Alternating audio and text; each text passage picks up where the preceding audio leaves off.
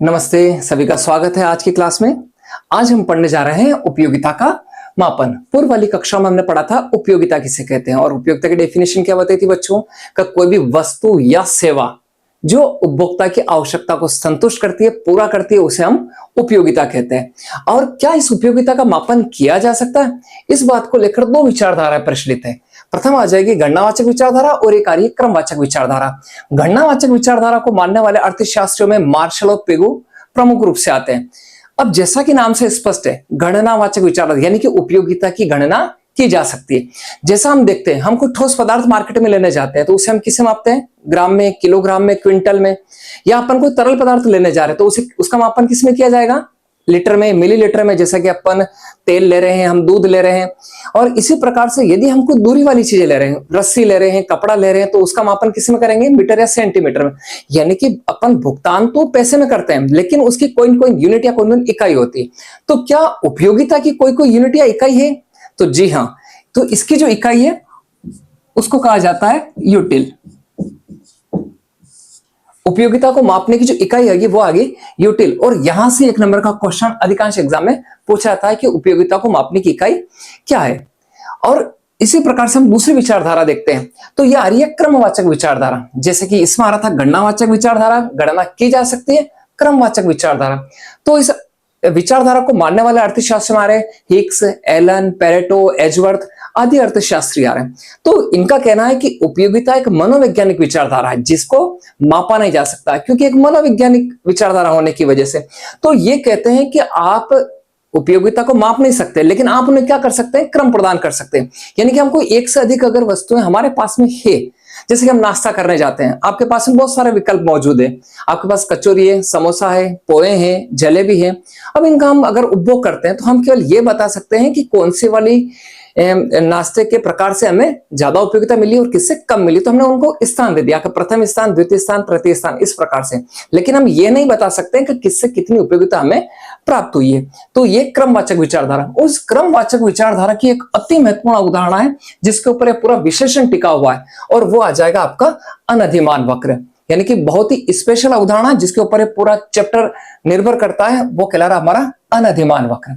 सबसे पहले हम देखते हैं, इसकी डेफिनेशन जानने से पहले हम एक बार तालिका और रेखाचित्र पर नजर डालेंगे, उसके बाद इसकी परिभाषा को हम बताएंगे।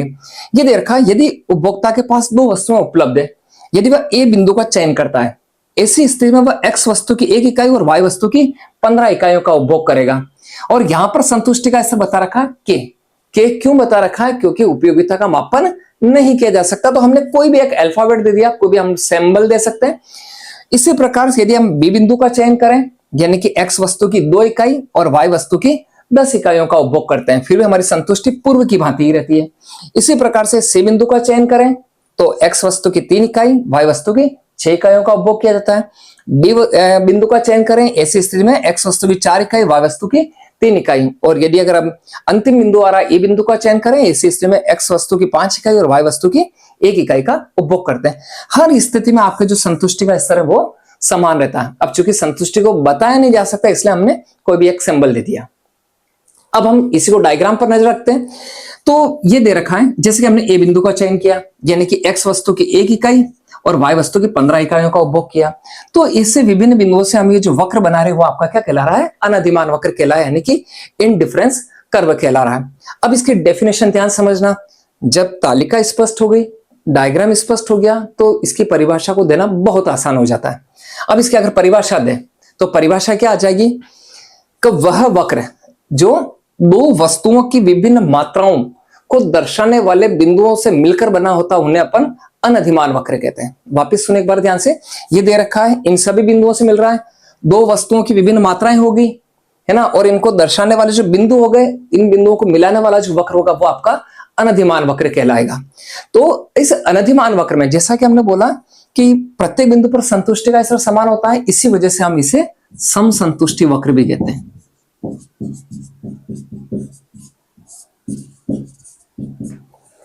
इसके और नाम भी आ रहे हैं, इसे हम तटस्थ वक्र भी कहते हैं।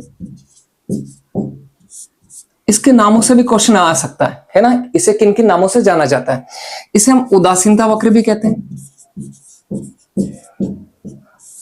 अब बिल्कुल ध्यान से समझना एक बार, और सारे के सारे जो आपसे ये शब्द पूछे गए हैं ये सारे सारे समझ में आ जाएंगे आपको। आप पुनः ध्यान देना इस बात को, ये सारे बिंदु हैं और सभी पर संतुष्टि का स्तर समान है, यानी कि हम ये नहीं बता सकते हमारे लिए कौन सा बिंदु अच्छा और कौन सा बुरा। हम एक एक वर्ड पर चर्चा करते हैं, जैसा कि दे रखा है अनधिमान। अब अनधिमान का तात्पर्य क्या हो गया?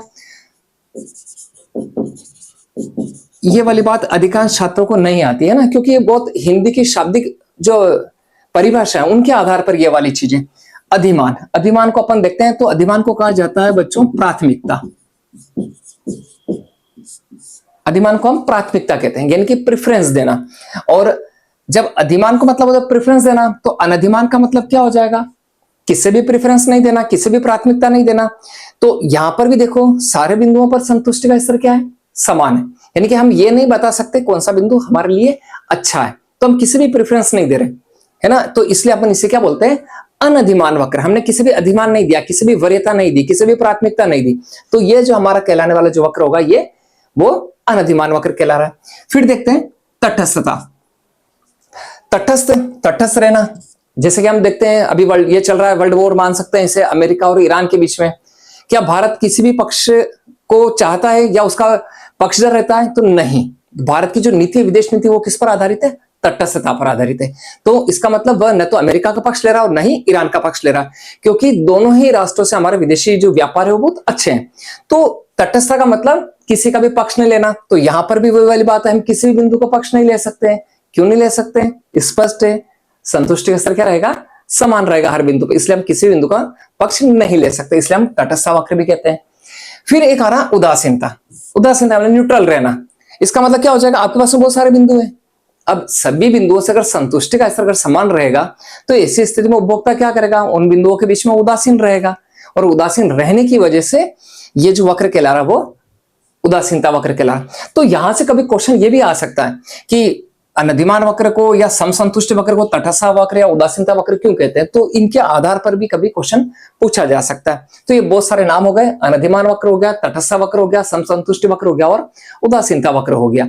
तो इनके आधार पर भी कभी क्वेश्चन पूछा जा सकता है। तो ये हमारी पहले हमने टेबल देख ली और उसके आधार पर हमने ये जो डायग्राम बनाया और इससे हमारी जो डेफिनेशन थी बहुत इजीली निकल कर आ गई है। अब यहां पर बच्चों के दिमाग में बात आ रही है कि सर क्या हमें ये सारी इतनी सारी टेबल याद करनी पड़ेगी क्या? तो बेटा इसको याद करना बहुत आसान है। जैसे अगर हम मान लो अपन ये मान लेते हैं कि ये x वस्तु है, ये y वस्तु है। x वस्तु को क्रमिक रूप से बढ़ाते हैं। अब यहां आपको क्या करना है?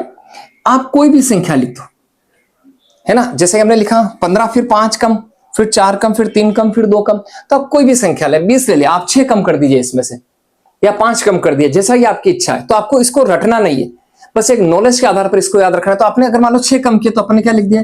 14 लिख लिए। 6 कम किया, 5 कम कर दो 9, 4 कम कर देंगे तो 5, और फिर 3 कम करेंगे तो यह आ जाएगा आपका 2। तो यहां पर भी अपन ने ऐसे किया, 15 लिख दिया, 5 कम किया, 4 कम किया, 3 कम किया, 2 कम किया। तो इसको याद करना बहुत आसान हो जाता है।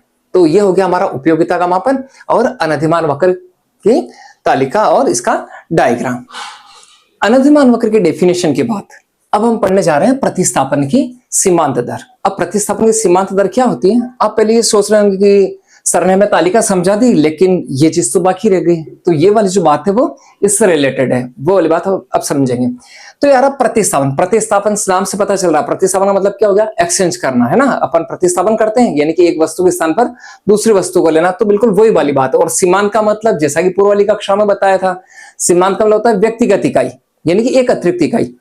तो यह आ जाएगा मार्जिनल रेट ऑफ सब्स्टिट्यूशन, किसके संदर्भ में? एक्स और वाई के संदर्भ में, यानी कि दो वस्तुएं एक्स और वाई है, उसके संदर्भ में अपन पढ़ रहे हैं मार्जिनल रेट ऑफ सब्स्टिट्यूशन।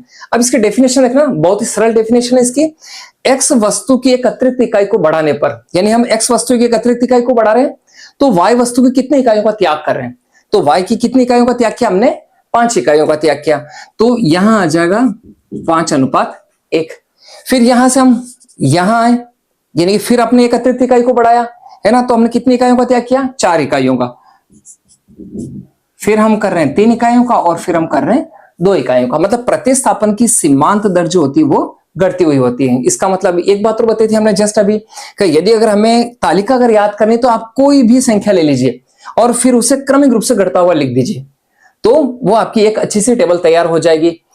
हम ये देखना, अब इसे अगर इसे हम सूत्र रूप से अगर देखें तो ये हमारा आ जाएगा MRS/XY इज इक्वल टू, जैसा कि हमने बताया था कि जब हम सीमांत उपयोगिता पढ़ रहे थे तब बार बार ये वाली बात बताई जा रही है और पूरी जगह ये वाली बात आने वाली है कि जिसमें पहले परिवर्तन हो रहा है उसे बटा के नीचे लिखना है, जिसके परिणाम स्वरूप परिवर्तन हो रहा है उसको बटा के ऊपर लिखना है।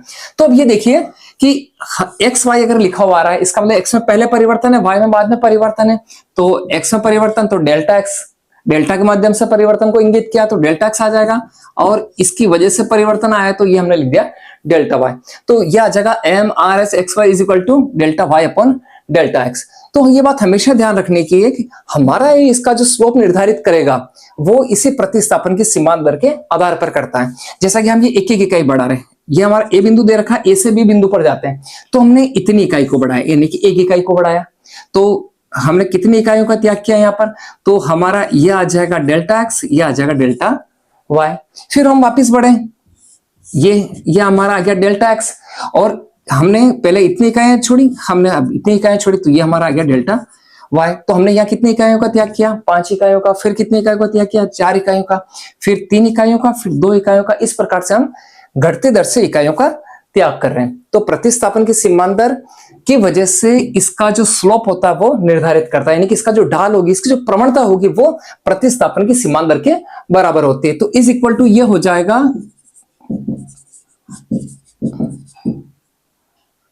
अनधिमान वक्र का ढाल।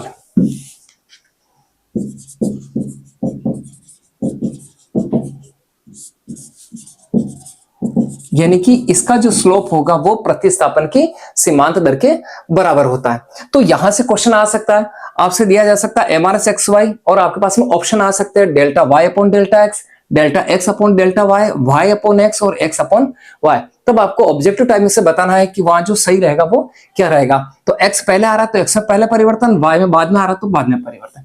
क्वेश्चन ऐसे भी आ सकता है MRS/YX, इसको लिखना है तो जैसा कि यहां बताया बच्चों वैसे यहां आ जाएगा। तो पहले ही आ रहा है इसका मतलब पहले परिवर्तन वाई में आएगा, तो हम इसे क्या लिख सकते हैं, डेल्टा वाई, और ऊपर आपके आ जाएगा डेल्टा एक्स।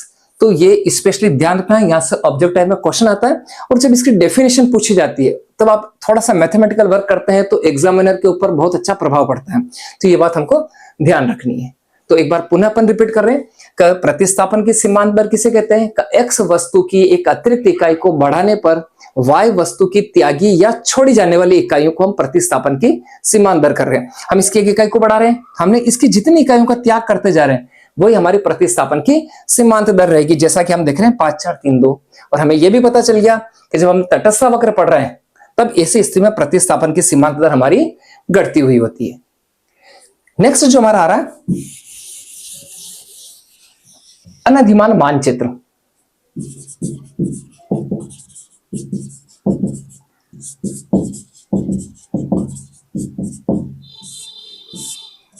अनधिमान मानचित्र। अब मानचित्र सुनते ही दिमाग में बात आ जाए कि यानी कि बहुत सारी चीजों का समावेश किया गया। जब अपन नॉर्मली वक्र बोलते हैं इसका मतलब अपन एक वक्र को शो कर रहे हैं केवल, जैसे हमने पढ़ा अभी अनधिमान वक्र पढ़ा या तटस्थ वक्र पढ़ा, तो हमने क्या किया, एक वक्र को शो किया। अब आपके पास में क्या आ रहा है बच्चों, मानचित्र आ रहा है। तो मानचित्र का आशय क्या हो गया, इसका मतलब बहुत सारी चीजें है ना। तो ये हमारे दोनों अक्ष आ गए और हम क्या कर रहे हैं, अनधिमान मानचित्र वक्र में 2 वस्तुओं का सेवन कर रहे हैं। तो ये हमारी x वस्तु आ जाएगी और इधर हमारी y वस्तु आ जाएगी y अक्ष पर, और x वस्तु पर x वस्तु। अब आपके पास में ये 3 अनधिमान मानचित्र दे रखे हैं। अब आपकी डेफिनेशन क्या है जो सुनना ध्यान से, जब एक ही चित्र में या एक ही रेखा चित्र में जब एक से अधिक अनधिमान वक्र दर्शाए जाते हैं तो उसे हम अनधिमान मानचित्र कहते हैं। अब अनधिमान मानचित्र में देखें कि ऊंचा तथा दाहिनी ओर वाला वक्र, बच्चों बहुत इंपॉर्टेंट है ये वाला क्वेश्चन, ऊंचा तथा दाहिनी ओर वाला वक्र अधिक संतुष्टि के स्तर को, और नीचा और बाईं ओर वाला वक्र जो होगा वो कम संतुष्टि के स्तर को व्यक्त करता है। जैसा कि हम समझना, अब बच्चों को एक दिक्कत और आती है कि सर हमें दाएं और बाएं में पता नहीं चलता। तो बच्चों मैंने भी जब क्लास में पढ़ाया तो आपके पास में भी ऐसी ट्रिक होती है जिससे पता चल जाता है कि दायां और बायां क्या है। जैसे कि सामान्य रूप से अपन देखते हैं, अगर मान लो अपन को चलना है तो हम किस दिशा में चलेंगे, बाईं ओर चलेंगे, ठीक है ना। हम यूं जा रहे हैं तो बाईं ओर चलेंगे, इसका मतलब दायां हिस्सा खाली है। तो उल्टा हाथ है वो बाईं ओर है और सीधा हाथ है वो दाईं ओर है। तो हम जब कक्षा में पढ़ा रहे हैं तो देखो बच्चों से जो बातें आती है और बहुत इजी होती है, कभी कभी इतनी अच्छी बातें बच्चों से पता चल जाती। तो किसी छात्र विशेष ने बताया कि सर ये वाला फॉर्मूला सबसे अच्छा है। तो मेरे पहले समझा नहीं, मैं समझा कोई अच्छा इशारा कर रहा, देखिए अच्छा पढ़ा रहे हैं, लेकिन उसने बताया सर ये बी है मतलब बायां, और ये डी है इसका मतलब ये हो जाएगा दायां। तो बी का मतलब बायां और डी का मतलब दायां। तो आप इससे भी याद रख सकते हो। तो आपको जैसे भी याद रहे, आपको दो चीजें हैं, एक चीज याद रखनी है, आप सीधा से खाना खा रहे हैं यानी कि दाएं हाथ से खा रहे हैं, तो सीधी सी बात है ये आपका बायां हाथ हो जाएगा। तो ऐसे भी याद रख सकते हैं। तो बेटा अपन इनमें बार बार दायां और बाएं वाली स्थिति आएगी, तो ये आपको थोड़ा सा ध्यान रखना है ना, राइट हैंड और लेफ्ट हैंड का।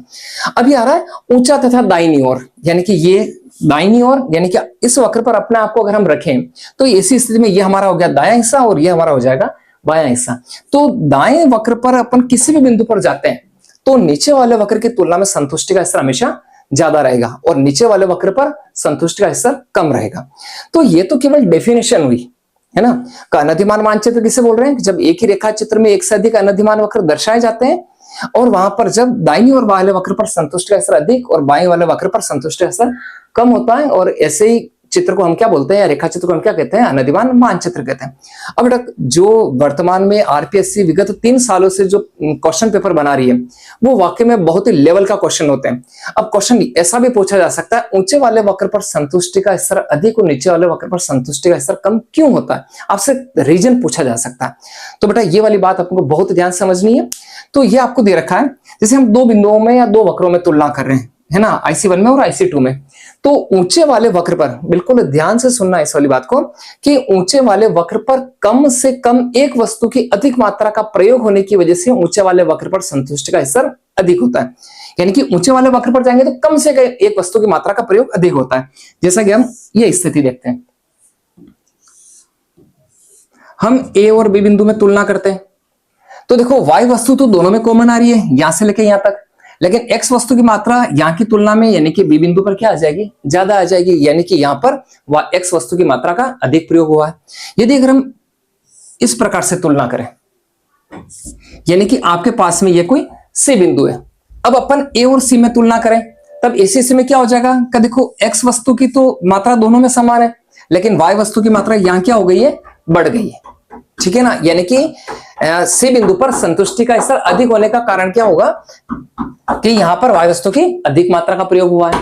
और अगर ये स्थिति आ जाती है आपकी, ये स्थिति आ जाती है, यानी कि अपन ये कोई बिंदु दे रखा है और D बिंदु दे रखा है, तो देखो अपन A और D में तुलना कर रहे हैं तो देखो Y वस्तु की भी अधिक मात्रा है और X वस्तु की भी अधिक मात्रा है। तो जब B बिंदु का चयन कर रहे हैं तो X वस्तु की मात्रा ज्यादा, जब C बिंदु का चयन करें तो Y वस्तु की मात्रा ज्यादा, और जब D बिंदु का चयन कर रहे हैं ऐसी स्थिति में दोनों ही वस्तुओं की अधिक मात्रा का प्रयोग हुआ है। यानी कि ऊंचे वाले वक्र पर किसी भी बिंदु पर जाने पर नीचे वाले वक्र की तुलना में कम से कम एक वस्तु की अधिक मात्रा का प्रयोग होने की वजह से ऊंचे वाले वक्र पर संतुष्टि का स्तर अधिक होता है। समझ में आया बच्चों? ध्यान से दोनों चीजें, एक अपन ने पढ़ा था प्रतिस्थापन की सीमांत दर, ये वाली चीज आपको अच्छे से याद होनी चाहिए, और साथ साथ में आपका प्रेजेंटेशन में इस वाली बात को भी ध्यान रखना है कि मैथमेटिकल वर्क करना है एग्जाम में। और अनधिमान वक्र में केवल डेफिनेशन याद नहीं रखनी है, आपको इसका रीजन भी याद रखना है, ठीक है ना। तो आज हमने इस क्लास में क्या पढ़ा? एक तो अनधिमान वक्र के बहुत सारे जो नाम आए वो, अनधिमान वक्र की तालिका और उसका डायग्राम, तालिका को बनाने का तरीका, फिर नेक्स्ट हमने देखा प्रतिस्थापन की सीमांत दर, और फिर हमने देखा लास्ट में अनधिमान मानचित्र। तो बेटा आज की कक्षा जो रहेगी वो हमारी यहीं तक रहेगी। उम्मीद है आपको सारी चीज समझ में आई होगी। हम अगली क्लास में जो पढ़ेंगे बेटा वो पढ़ेंगे अनधिमान वक्रों के लक्षण या विशेषता, और वो हमारी क्लास बहुत महत्वपूर्ण होने वाली है, इसलिए हमेशा ध्यान रखना, उस क्लास को बहुत ध्यान समझना है। इन सारी चीजों का एक बार अच्छे से आप रिवीजन करेंगे। धन्यवाद, मिलते हैं अगली क्लास में।